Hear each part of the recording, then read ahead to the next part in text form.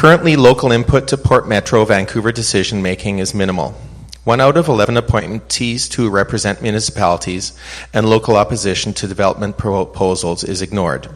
As a local MP, what would you do to change how Canada's port authorities are run in order for them to better reflect local concerns in their decision-making process?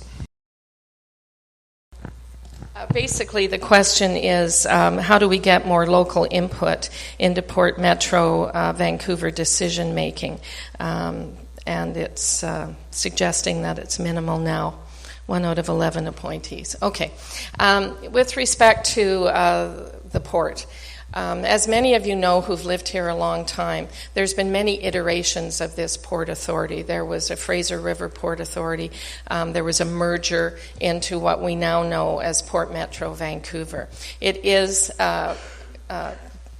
federal crown corporation responsible for its own day-to-day operations. It is does come under Ministry of Transport, but I do know that, and not defending them in any way, they can speak to their own record and they have to prove themselves here. I do know that they do consult with the community fairly widely. So when I became a Member of Parliament and they told me that, I said, you may think you're communicating with the community, you may think you're doing that, but what I see is you're going back to the same half a dozen people and talking to them each and every time, and they're not getting the results of those consultations out. So I think you need to consult more broadly. Partly because of that, they've opened up an office in Ladner where they're supposedly there and are able to answer questions and that sort of thing.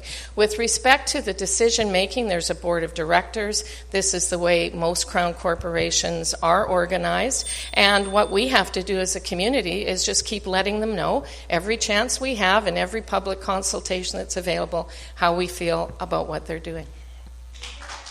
Well, with only 1 out of 11 appointees to represent municipalities seems a little light. So it makes sense that we would work towards getting more municipalities represented on the Port Metro Vancouver board.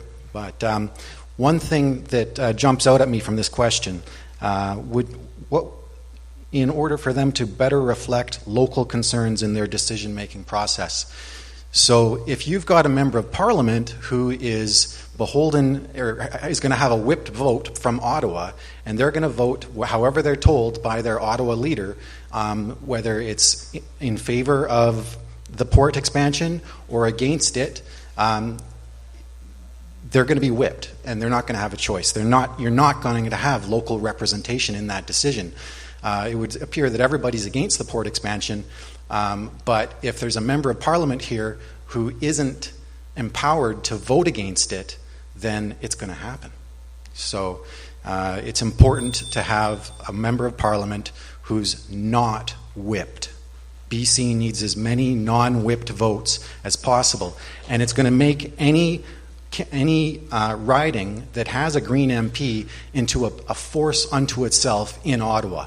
The rest of the parties are going to have to come to us and ask us for help.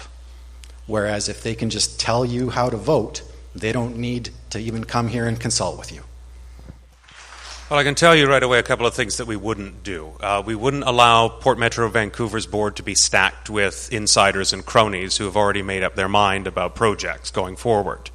The other thing we would absolutely do is make sure that they had to engage in that credible environmental assessment process that I keep talking about, including health impact assessments, which has been something that the port has been not very active on.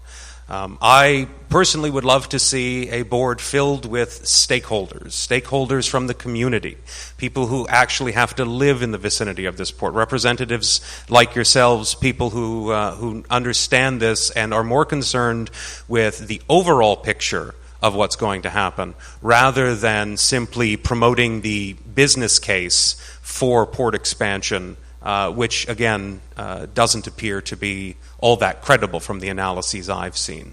So an NDP government, myself personally, would love to see more community interaction, more stakeholder investment, and an openness to real consultation and communication with the people whose lives are going to be affected by this.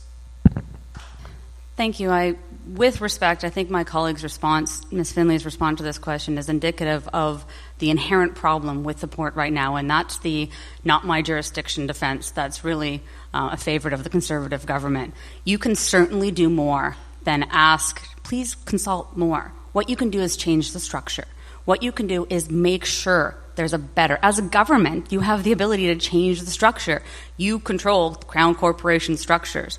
I think what we need is a stronger and more directly reporting structure in our port authorities so that a government can hold them to task. You talk to Transport Canada, they say, clap, clap, clap, not my business, not my jurisdiction. It's the port. Well, let's talk to the port. Well, no, we don't just have to talk to this port. You can actually affect the way the port conducts its business. We can change the board. We can make it so they're not doing their own environmental assessments. They're responsible for their own reviews.